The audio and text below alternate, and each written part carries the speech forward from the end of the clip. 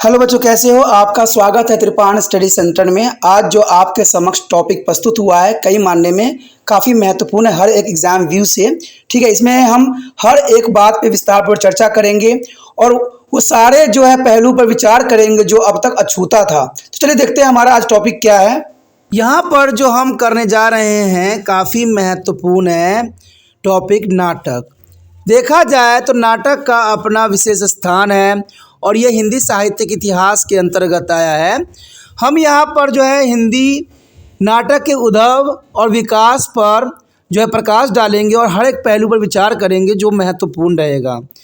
देखा जाए तो नाटक का भी अपना एक स्थान रहता है हिंदी साहित्य में, और हिंदी साहित्य में नाटक लिखने का परंपरा प्राचीन काल से चली आ रही है। ये हम नहीं कह सकते कि नाटक जो है आज की देन है, ये प्राचीन काल से ही नाटक की परंपरा चली आ रही है।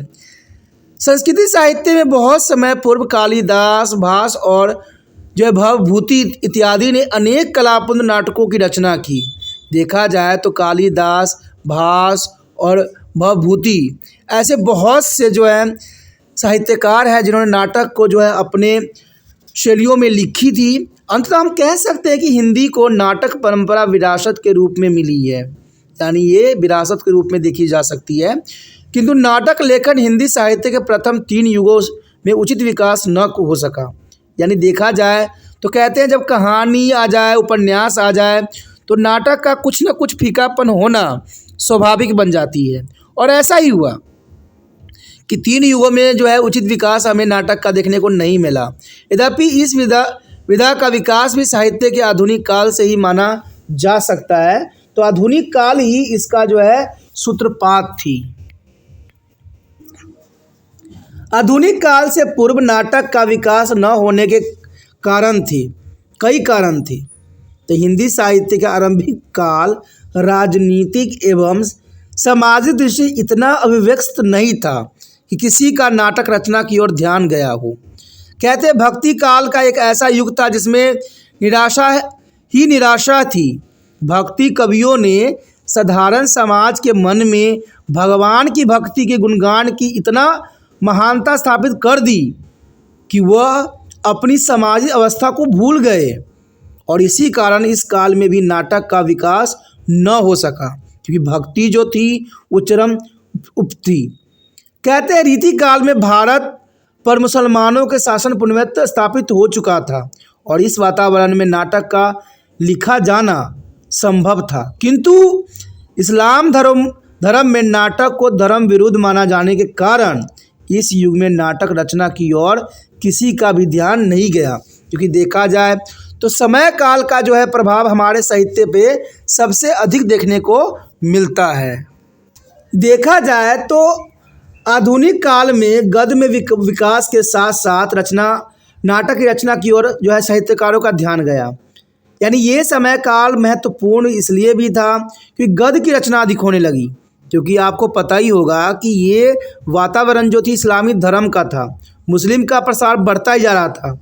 और मुस्लिम धर्म में ये बात थी कि नाटक को धर्म के विरुद्ध मानते थे, इसलिए इस समय जो है बहुत सी नाटक की रचना नहीं हो सकी। लेकिन ये नाटक जो थी गद्य में विकास हो गई और इन लोगों ने सोचा कि इन्हें नाटकों के द्वारा वो अपने समाज की वर्तमान समस्याओं को जनता के सामने रख सकते हैं।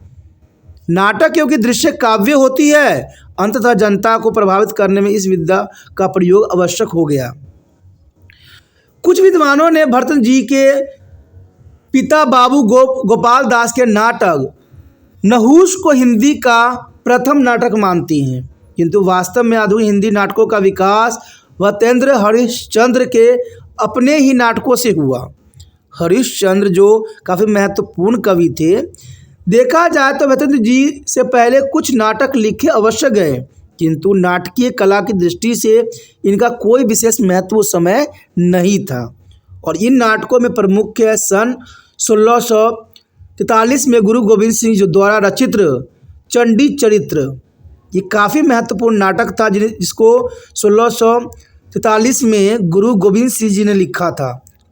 चंडी चरित्र सन 1700 में महाराजा शिवनाथ द्वारा रचित आनंद रघुनंद ईश्वर प्रसाद द्वारा चरित्र उषा अनुरुद्र और मुकुल भानुमन खट्टक द्वारा चरित्र थे जो काफ़ी महत्वपूर्ण थे। इवन देखें तो आगा हर्ष कश्मीरी का अमानंद भी काफ़ी महत्वपूर्ण थे। अब इस पे विचार उठता है कि हिंदी नाटक के विकास को हम समझने के लिए इसको कितने भागों में बांटें। तो देखा जाए तो हिंदी के विकास में समझने के लिए हम इसको 4 भागों में बांटेंगे, लेकिन देखा जाए तो इसमें 5वां भाग भी आएगा। चलिए देखते हैं वो 5 भाग कौन कौन से हैं। देखा जाए तो हिंदी नाटक के विकास को समझने के लिए विद्वान इसे 4 भागों में बांटते हैं, लेकिन देखा जाए तो वास्तविकता ये 5 पाठों पर आश्रित है। कहते हैं हम इसको जो है भारत युगीन नाटक लेंगे सबसे पहले, उसके बाद पूर्व प्रसाद युगीन नाटक, उसके बाद लेंगे प्रसाद युगीन नाटक, उसके बाद प्रसाद यंत्र नाटक और नवीन युगीन या साठोंतरी नाटक। तो ये 5 भागों में इसको वर्णित किया गया है। सब प्रथम अगर हम देखें भारत युगीन नाटक किस प्रकार की थी, तो इस काल में प्रमुख नाटककार भरतेंदु जी स्वयं ही थे और उनके आरंभिक नाटक संस्कृति परंपरा का अनुकरण प्रतीत होते हैं, किंतु धीरे धीरे इनके नाट्य कला में काफ़ी विकास होता गया, यानी विकास की चरण हमें बहुत देखने को मिलता है। भरतेंदु जी ने मौलिक, अनुदित और रूपांतरित 3 प्रकार के नाटक लिखे। यानी देखा जाए तो भारतेंदु जी ने मौलिक, अनुदित और रूपांतरित 3 प्रकार के नाटक को जो है अपने नाटक में स्थान दिया और इनके सभी तरह के नाटकों की संख्या 18 है। मौलिक नाटकों में ने पौराणिक, ऐतिहासिक, राजनीतिक, हास्य, व्यंग प्रधान नाटकों की रचना की, जिनका ब्यौरा हम यहाँ पर दिखा रहे हैं आपको। पहला जो था सत्य हरिश्चंद्र, सती प्रताप तथा श्री चंद्रवाली पौराणिक नाटक, तो ये काफ़ी महत्वपूर्ण था। उसके पश्चात भारत जननी, भारत दुर्दशा, यानी सामाजिक और राष्ट्रीय भावना प्रधान ये नाटक थे जो काफ़ी महत्वपूर्ण स्थान रखते हैं। उसके पश्चात देखें तो वैदिकी हिंसा न भविती, अंधेरी नगरी, जो हास्य व्यंग प्रधान नाटक थे जो अपना महत्वपूर्ण स्थान रखते हैं। उसके पश्चात देखें हम तो नील देवी यानी ऐतिहासिक नाटक है जो ये जो है 4 भागों में इन्होंने विभक्त किया।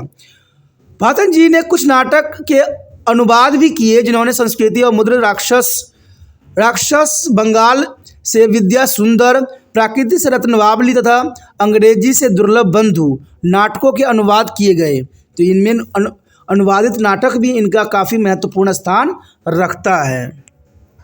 उसके पश्चात देखिए तो रूपांतरित नाटक, देखा जाए तो रूपांतरित नाटक भी उनका काफ़ी महत्वपूर्ण स्थान है। भारतेंदु जी के रूपांतरित नाटकों का जो है धनंजय, विजय, कपूर, मंजरी, पाखंड, विडंबना प्रमुख हैं। ये काफ़ी महत्वपूर्ण यहाँ पर रूपांतरित नाटक है। भारतेंदु जी के नाटकों का एकमात्र उद्देश्य भारतीय जनमानस में नव जागृति लाना, राष्ट्रीय चेतना का विकास और देश प्रेम एवं स्वाभिमानी का भाव भरना था। उन्होंने अपने महान उद्देश्य का निर्वाह अन्य विधात्मक रूपों के समान नाटक में भी जो है पूर्ण कुशलता से किया, यानी जैसे उन्होंने दूसरे चीज़ों में किया उसी प्रकार से उन्होंने नाटक में भी इन सब कुशलता का जो है बखूबी प्रयोग किया। भारतेंदु जी के नाटकों की सबसे बड़ी विशेषता यह है कि उनमें उन्होंने नारी शिक्षा के ऊपर बहुत जोर दिया, नारी स्वतंत्रता के ऊपर, बाल विवाह का उन्होंने विरोध किया और विधवा विवाह का जो है समर्थन किया, आदि विषय पर खुलकर उन्होंने लिखा। कहते हैं इनके लिखे हुए बातें ही जनमानस को काफ़ी प्रेरित करता रहा, जो काफ़ी महत्वपूर्ण यहाँ पर बताया जा सकता है। उसके पश्चात हमारे समक्ष आता है पूर्व प्रसाद युगीन नाटक। चलिए देखते हैं पूर्व प्रसाद युगीन नाटक क्या है। देखा जाए तो पूर्व प्रसाद युगीन नाटक काफ़ी महत्वपूर्ण नाटकों में से माना जाता है। कहते हैं भारतेंदु जी के मृत्यु के पश्चात नाटक लेखन प्रवाह में एक अवरोध उत्पन्न हो गया, क्योंकि जो भारतेंदु जी ने किया उसको आगे बढ़ाने वालों की कमी थी और इसका परिणाम ये हुआ कि सन 1875 से 1905 तक नाटक की रचना न होने के बराबर रही, यानी ये समय काल काफ़ी महत्वपूर्ण थे। कहते हैं 30 वर्षों में नाटक की जो रचना थी बिल्कुल समाप्त सी हो गई और सन 1905 से सन 1915 तक के काल को हम पूर्व प्रसाद काल मान सकते हैं।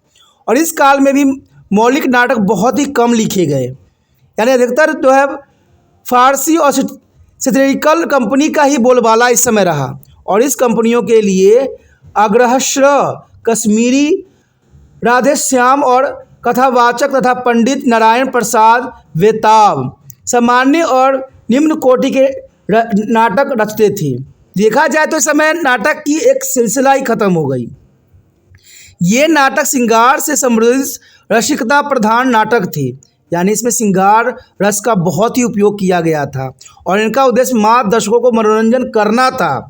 किंतु इन नाटकों ने अपने नाटकों को अश्लीलता से अवश्य बचाए रखा, यानी अश्लीलता की यहाँ पर जगह कम थी। तो ये काफ़ी महत्वपूर्ण यहाँ पर बात दर्शाई गई है। देखा जाए तो इस युग में, जिसे हिंदी साहित्य में हम द्विवेदी युग भी कहते हैं, जो बहुत थोड़े नाटक लिखे गए और उनका विवरण इस प्रकार हम दे सकते हैं कि मिश्र बंधुओं ने नेत्र मिलन और मैथिली शरण गुप्त ने तिलोत्तमा और चंद्रहास, प्रेमचंद ने कबला तथा मक्खन लाल चतुर्वेदी ने कृष्ण अर्जुन युद्ध नाटकों की रचना इस समय काल में जरूर की और ये नाटक प्रायः उस पाठक नाटक ही थे और रंगमंच की दृष्टि से असफल नाटक माने गए। तो देखा जाए तो इस समय ऐसे कोई भी नाटक नहीं आई जिसका जो है काफ़ी महत्व रखे। कुछ अभिनय नाटक भी इस युग में लिखे गए, जैसे मद्रनाथ भट्ट के विवाह विज्ञापन और जो है मिस अमेरिका, गोविंद बल्लभ पंत का जो है बरमाला और किशोर लाल गोस्वामी का जो है चौपट चपेट या मयंक मंजरी भी कह सकती हो। ठीक है, तब मयंक मंजरी भी इन्होंने काफ़ी महत्वपूर्ण रचना लिखी। उसके बाद अध्याय सिंह उपाध्याय का रुक्मिणी परिचय और मधुमेह विजय और ज्वाला प्रसाद मिश्र का जो था सीता वनवास तथा बाल देव प्रसाद मिश्र का प्रताप मिलन तथा मीराबाई, ये प्रमुख रचनाएं थे जो काफ़ी महत्वपूर्ण इस समय काल में हुई। उसके पश्चात देखिए तो प्रसाद युगीन नाटक। तो प्रसाद युगीन नाटक किस प्रकार के थे, चलिए देखते हैं। देखा जाए तो प्रसाद युगीन नाटक कहते हैं, प्रसाद युगीन नाटक हिंदी नाटक के क्षेत्र में काफ़ी महत्वपूर्ण समय काल था और इस समय काल में जयशंकर प्रसाद युगांतरकारी प्रतिभा काफ़ी लेके आए। प्रसाद जी नाटक को बचपन से ही निकाल कर जवानी में ले आए, यानी बचपन से निकाल के जो है प्रसाद जी ने इसको जवानी में लेके खड़ा कर दिया और प्रसाद जी ने नाटकों में मनोरंजन के साथ साथ साहित्यता और काव्यात्मकता का भी समावेश उसमें किया। कहते हैं कला की दृष्टि से इनके नाटक में नवीन प्राचीन का अद्भुत समन्वय देखने को मिलता है। इसमें पंडित राम बहोरी शुक्ल जी प्रसाद जी के हिंदी नाटक के विकास के योगदान के संबंध में वो लिखते हैं और कह रहे हैं कि हिंदी नाटक के लिए फतेंद्र युग काल जो है प्रभाव काल था और उनकी जो है प्रौढ़ अवस्था प्रसाद जी के नाटक के क्षेत्र प्रवेश के साथ ही हुई। शायद बहुमुखी प्रतिभा के धनी थे और वह गहरी दार्शनिक पृष्ठभूमि के साथ अद्भुत सांस्कृतिक चेतना लेकर हिंदी साहित्य के क्षेत्र में अवतरित हुए। प्रसाद जी के भाषा को नवीन शक्ति दी और भावों को जो है नूतन अभिव्यक्तित्व दी और कला का विभव श्रृंगार किया। इसलिए प्रसाद जी के नाटकों का बहुत ही यहाँ पर उत्कृष्ट महत्वपूर्ण स्थान रहता है। प्रसाद जी ने 1910 से लेकर 1933 की ईस्वी के मध्य 13 नाटक की रचना किया, जिनके नाम यहाँ पर दिए गए हैं। चलिए देखते हैं वो 13 नाटक कौन कौन से थे। देखा जाए तो यहाँ पर ऐतिहासिक नाटक थे। ऐतिहासिक नाटक के अंतर्गत विशाख, अजातशत्रु, सिकंदरगुप्त, चंद्रगुप्त, राजश्री एवं ध्रुव स्वामिनी। कहते हैं कुछ विद्वान ध्रुव स्वामिनी को एक समस्या नाटक मानती हैं। उसके साथ देखा जाए तो पश्चेत और कल्याणी परिचय, ये सारे के सारे ऐतिहासिक नाटक थे जिसका अपना एक महत्वपूर्ण स्थान रहता है। इवन देखें तो पौराणिक नाटक भी थे जिसको हम जनमेजय का नाग यज्ञ भी हम कह सकते हैं। उसके बाद रूपक नाटक जिसमें कामना, एक घूंट, ये महत्व रखता है। उसके बाद गीति नाट्य भी थे जिसमें करुणालय काफ़ी महत्वपूर्ण स्थान रखता है। उसके बाद एकांकी नाटक भी थी जिसमें सजन का स्थान काफ़ी महत्वपूर्ण आता है। कहते हैं कलात्मक की दृष्टि से अजातशत्रु, सिकंदरगुप्त, चंद्रगुप्त और जो ध्रुव स्वामिनी इनके श्रेष्ठ नाटक में से एक माना जाता है। ध्रुव स्वामिनी प्रसाद जी का सर्वश्रेष्ठ रचना में से एक माना गया, जो काफ़ी महत्वपूर्ण यहाँ पर अपना स्थान रखता है। उसके पश्चात देखिए प्रसादवंत युग कैसी थी, चलिए देखते हैं। तो देखा जाए ये हमारा जो होगा चौथा है प्रसाद युग। प्रसाद युग में नाटक का रूप काफ़ी निखर आया था, किंतु जिसे सही नाटक कहा जा सकता है और उसका रूप देखने को जो है प्रसादवंत युग में ही मिला हमें। और इसका एक कारण तो यह था कि देश अत्यधिक पाश्चात्य सभ्यता संस्कृति ग्रहण करने लगा था, यानी हमारे देश में पश्चिमी सभ्यता का प्रभाव इस समय अधिक देखने को मिला, जिसके कारण नाटक जो है थोड़ा सा धुंधला सा हो गया। कहते हैं धोती कमीज की जगह पैंट कोट ने ले ली थी जगह। साथ ही पढ़ा लिखा वर्ग अंग्रेजी साहित्य भी अधिक परिचित हो रहा था। पश्चिमी ढंग से रंगमंच की ओर लोगों का ध्यान जाना शुरू हुआ और जीवन के मूल्य भी बदलते जा रहे थे। परिणाम स्वरूप हिंदी नाटककार प्रत्यक्ष जीवन को अधिक निकट से देख समझकर रंगमंच के अनुकूल समस्या नाटकों के सृजन करने लग गए। तो देखा जाए तो इस समय पश्चिम सभ्यता का जो है नाटक पर बहुत ही गहरा प्रभाव पड़ा और ये काफ़ी महत्वपूर्ण था। इस युग के प्रमुख नाटकों में लक्ष्मी नारायण मिश्र, सेठ गोविंद दास, उपेंद्र नाथ अश्क और राम कुमार वर्मा और वृंदावन लाल वर्मा के नाम आदर से लिए जाते हैं, क्योंकि इस समय काल में उन्होंने बहुत ही महत्वपूर्ण अपना स्थान रखते हैं। उसके पश्चात देखें तो लक्ष्मी नारायण मिश्र की नाटकालय इवसन, जोला एवं ब्रांड शाह जैसे पाश्विक नाटकारों से अधिक प्रभावित हुए। उन्होंने सन्यासी, मुक्ति का रहस्य, राक्षस का मंदिर, आधी रात, गरुड़ ध्वज और नारद की वीणा, वत्सराज और विस्तर की लहरें आदि नाटकों की रचना प्रसादवंत युग में ही की। कहते सेठ गोविंद दास ने भी कुछ समस्यात्मक और समाजी नाटक भी इस समय काल में लिखे। इसमें प्रमुख हैं बड़ा पापी कौन, प्रेम या पाप, हिंसा अहिंसा, गरीब या अमीरी, विश्व प्रेम, प्रकाश, नवरस आदि। इन्हें ऐतिहासिक नाटक भी लिखे जिनमें विकास गुप्त, हर्ष कुलीनता, शेरशाह, विश्वासघात प्रसिद्ध हैं। कहते हैं इस सब में कर्तव्यत्व, कर्ण, सनेश्वर इसके पौराणिक घट नाटक थे जो काफ़ी महत्वपूर्ण यहाँ पर स्थान रखते हैं। ये सारे नाटक एक अपना विशेष स्थान रखते हैं। उसके पश्चात हम देखें तो स्वातंत्र नवीन युग के जो थे वो किस प्रकार के थे, चलिए देखते हैं। हमारा अंतिम टॉपिक जो है नवीन युग में किस तरह के नाटक लिखे गए। देखा जाए तो उसके पश्चात हमारे समक्ष आता है पाँचवा, लेकिन यहाँ मिस प्रिंट है, यहाँ चौथा लिखा हुआ है, तो इस बात पे को आप इग्नोर कीजिए। ये हमारा पाँचवा पॉइंट है जिसको स्वातंत्र नवीन युग के नाम से जाना जाता है। कहते इस समय काल में प्रसादोत्तर युग काल का कुछ विद्वान सन 1960 तक मानते हैं और नवीन युग का आरंभ भी इसी वर्ष से मानते हैं। इसी कारण डॉक्टर तिलक राज शर्मा जैसे विद्वान इस युग के शतोत्तर नवीन युग की संज्ञा भी देते हैं। हम इसे जो है प्रयोगवादी नाटक युग भी कह सकते हैं, क्योंकि इस समय का भी प्रयोग हुआ था तो हम इसको नकार नहीं सकते हैं। इसे हम प्रयोगात्मक नाटक भी कह सकते हैं। इस प्रयोगवादी प्रक्रिया का आरंभ देखा जाए तो जगदीश चंद्र माथुर के नाटक कनक्य से माना जाता है और इस नाटक ने हिंदी नाट्य शिल्प को नई गति दिशा प्रदान कर दी थी। माथुर जी का पहला राजा नामक नाटक में पूर्वी और पश्चिमी नाट्य कला के समन्वय प्रस्तुत भी किया गया। देखा जाए तो ये महत्वपूर्ण बात थी। माथुर जी के बाद मोहन राकेश के हिंदी नाटक के क्षेत्र में प्रवेश से सबको चौंका दिया और उसने आषाढ़ का एक दिन देश विदेश में कई बार रंगमंच का प्रस्तुत किया गया। और इसके बाद देखा जाए तो राकेश जी के लहरों के राजहंस और आधे अधूरे और पैरस तले के जमीन नाटक भी काफ़ी प्रयोगात्मक नाटक में से माना जा सकता है। देखा जाए तो इन कुछ नाटक जो थे मनोवैज्ञानिक थे, यानी इस समय काल में जो नाटक लिखे गए हैं वो मनोवैज्ञानिक थे, जो कुछ प्रतीकात्मक भी थे तो किंतु सब नाटकों में इनका उद्देश्य आधुनिक युग की विसंगतता को और संकेत करना था। देखा जाए तो आज राजनीति में बहुत उतार चढ़ाव होते हैं तो उसको जो है काफ़ी आधुनिकता की तरफ इसको इशारा किया गया। दूसरी नाटक है सुरेंद्र वर्मा जी का। उन्होंने अपने नाटक में महानगरी जीवन का वास्तविक सीधा साक्षात्कार प्रस्तुत किया। उनके दो नाटक सूर्य की अंतिम किरण से सूर्य की पहली किरण तक, तथा 8वां संघ विशेष उल्लेखनीय माना गया है। और तीसरे नाटक की बात करें, तीसरे नाटककार के तो मणि मधुर हैं। तीसरे जो हैं मणि मधुरकर है, जिन्होंने उल्लेख्य नाटक रस जो है गंधवंध और बुलबुल सराय और छत्रभंग काफ़ी महत्वपूर्ण यहाँ बताया जा सकता है इनके बारे में।